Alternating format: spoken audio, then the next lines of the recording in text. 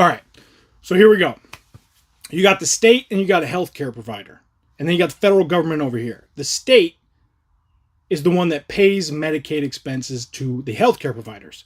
So say the healthcare provider says, hey, we need $1 million to pay for Medicaid services this year. So the state says, all right, great. We send you a check for $1 million for Medicaid payments. And then the government, depending on the state, matches a percentage of that payment.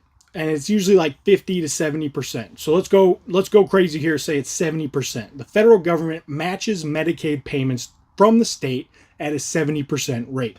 So the state sends the check for $1 million, and then the federal government sends a check for $700,000 to the state as a matching payment, right? So $700,000 comes from the federal government, $300,000 comes from the state, and the Medicare expenses for the healthcare provider are covered. That is the way this should be happening. However, now we get to the crazy part. So the state and the healthcare provider says, $1 million, please.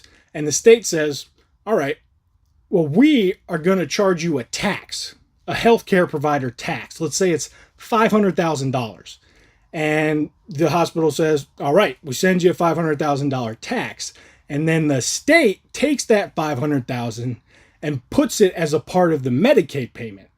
So the $500,000 tax coming from the healthcare provider becomes $500,000 of the Medicaid payment, and then $500,000 from state funds is sent as a $1 million Medicaid payment to the healthcare provider. But then the U.S. government says, all right, you made a $1 million Medicaid payment and sends $700,000 to the state. So the healthcare provider is screwed out of $500,000. The state makes a $200,000 profit because they only had to provide $500,000 of the $1 million payment to the healthcare provider. And the federal government is just like, all right, we're going to let this happen.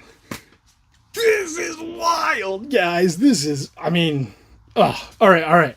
So if we play this tape through, since Medicaid services for the healthcare provider are not actually getting covered because they still need $1 million, but they're being taxed $500,000 and they only get $500,000 back technically because half of the $1 million is their original $500,000.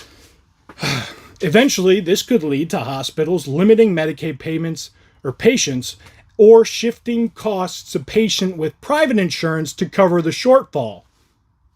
Might be a reason that our healthcare is so flippin' expensive.